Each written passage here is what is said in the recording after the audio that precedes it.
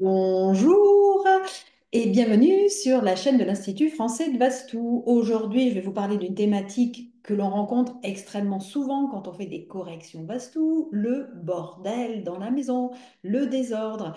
Et c'est souvent aussi des raisons pour lesquelles on nous contacte au niveau de l'Institut.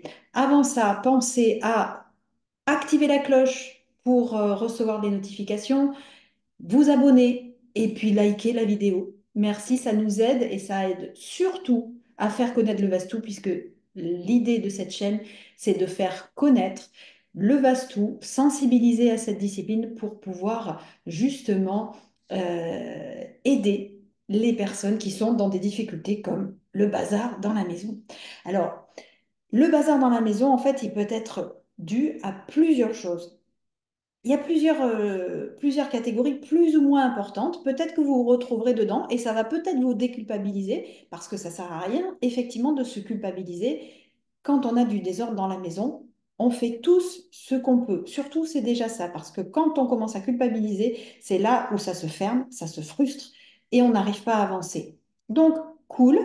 On y va, je vais vous parler des différents critères et si vous vous reconnaissez dedans, eh bien c'est très bien.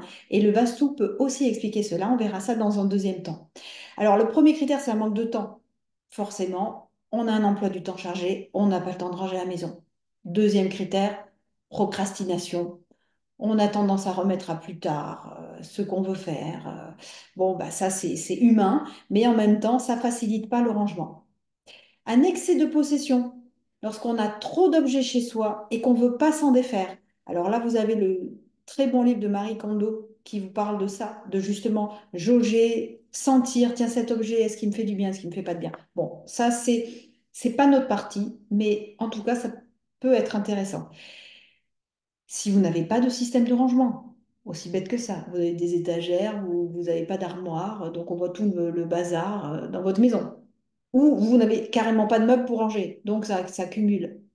C'est des choses pratiques.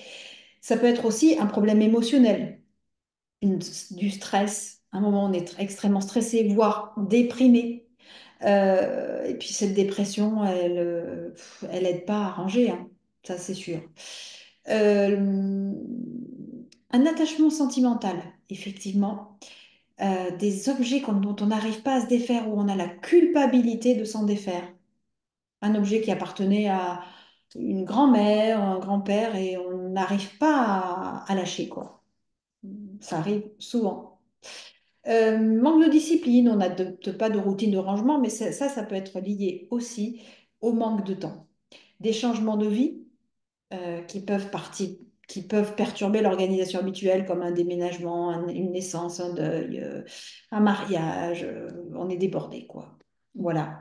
La multiplicité des responsabilités, on gère plusieurs rôles et on a peu de temps pour le rangement, ça arrive. Et également l'influence de l'environnement, c'est-à-dire qu'il n'y a qu'une seule personne qui range dans la maison et donc bah, en fait c'est difficile de maintenir l'ordre. Donc pour chaque critères, effectivement, dans le Vastou, on va adapter. J'ai oublié un syndrome encore plus fort et qu'on a rencontré dans le Vastou, c'est le syndrome de Diogène. Alors, le syndrome de Diogène, c'est quoi?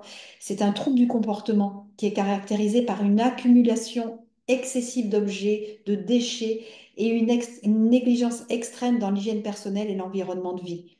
Ça nous est arrivé d'entrer dans des maisons dans lesquelles on ne pouvait même pas placer un pied, hein, l'un devant l'autre. Bon, ben là, on est dans des conditions complètement insalubres. On est au milieu de détritus et les personnes souffrent généralement d'isolement social et ça devient vraiment, c'est lié à des problèmes psychologiques profonds. C'est pas la majorité, bien entendu, mais ça peut arriver. Donc pour l'ensemble en fait de ces critères, le Vastou va s'adapter. Mais en général, ce que l'on voit, on peut noter un lien entre la proportion de la maison, la disposition des axes cardinaux et la faculté à ranger, etc. Si vous êtes dans une maison statique, c'est-à-dire une maison dont les parois sont cardinales, hein, c'est-à-dire parallèles aux axes cardinaux, eh bien, ça va être compliqué de ranger, d'avoir des envies, quoi. ou si l'énergie ne circule pas dans la maison, ou si c'est une maison avec des mémoires très très fortes, eh bien, ça peut également jouer.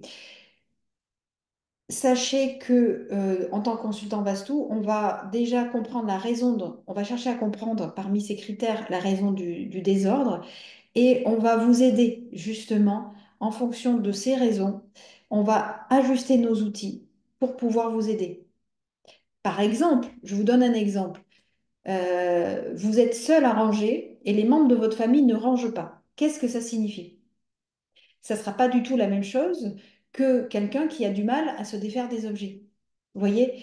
Et là, on va ajuster, on va regarder. C'est-à-dire, qu'est-ce que ça signifie? Ça signifie qu'il va falloir mettre de l'énergie vitale dans les pièces aussi accentuées dans certaines pièces. euh, Équilibrer l'énergie dans les différentes chambres, les chambres des différents protagonistes familiaux, par exemple. Et voilà, donc après, c'est vraiment au cas par cas. Donc, si ça vous intéresse et si vous voulez savoir, bah, vous, dans quels critères vous êtes et comment on peut vous aider, ben, n'hésitez pas à demander un devis ou faire un diagnostic. Vous avez tous les éléments en bas de la vidéo. Et je vous dis à très bientôt. En tout cas, ce sera Laurent qui prendra la suite, certainement. Et j'espère que j'aurai plaisir prochainement à refaire aussi une vidéo. Au revoir, je vous embrasse.